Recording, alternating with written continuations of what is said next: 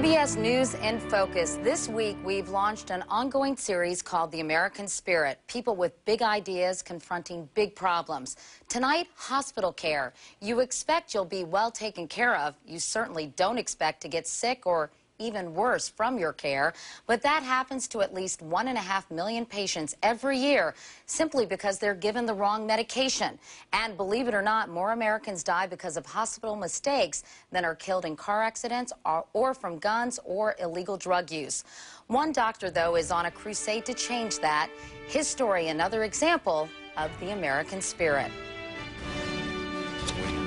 Dr. Donald Berwick, a Harvard-trained pediatrician, has dedicated his life to tracking a killer in a place that is supposed to make you well. Where's the rapid response? Hospitals are very dangerous places. I don't know how to explain this to the public in a way that doesn't create too much fear, but they need to be realistic. And the technologies that help you can also hurt you, and they do it every single day.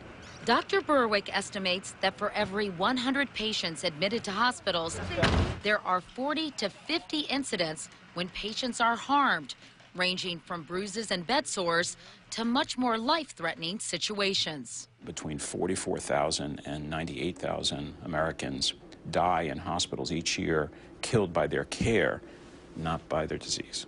Do you hear from family members who say, all the time, my husband or wife or sister died and it didn't have to be?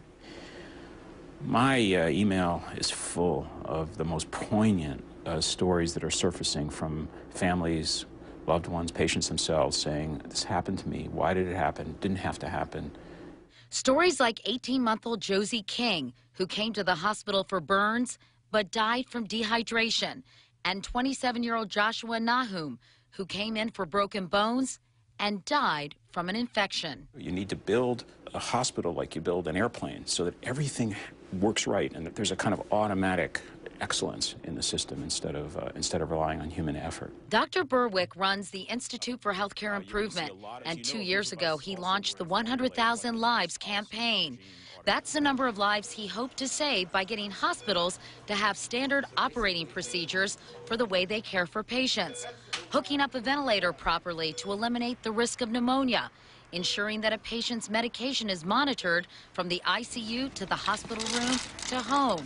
Dr. Berwick says even something as simple as uniform hand washing requirements would cut hospital infections in half. So do you travel around and check out the hospitals and see what they're up to? Yeah, we have a campaign team that makes field visits all the time. We recently met Dr. Berwick at New York's Beth Israel Hospital, one of the more than 3,000 hospitals that has signed on to his campaign. Dr. Brian Cole is the hospital's director of infection control. It's interesting that some of these injuries or problems, infections, etc., were pretty much accepted. The belief was they're at risk, and this is something that's to be expected. Hi, how are you? Very nice to meet you. Catherine DeSantis would once have been at risk for a life-threatening infection because of the tube she needs for feeding. But new procedures, championed by Berwick, have greatly reduced the danger. We standardize practices so that the line is placed in a sterile manner. Dr. Cole says following the guidelines has saved untold lives. I'm feeling a lot more, even though I don't want to be in the hospital, a lot more comfortable being here. Meanwhile, the campaign does more than save lives. And this actually saves hospitals money?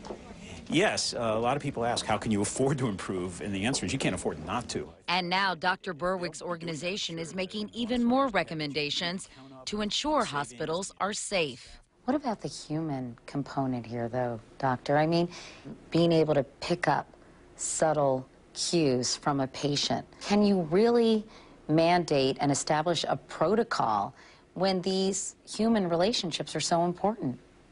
Well, if I'm not fighting uphill battles against unreliability and drop balls and things that go wrong, well, now I have time to sit with you and hold your hand and look at your face and answer your questions and do all the other things that only caring, committed human being can do. You're emotional about it. Yeah, I am. How come? It's in reach. It's in reach. You know, it's just a matter of will and leadership. The will to take small, simple steps that could greatly reduce complications and ensure many more people live to leave the hospital. And coming up.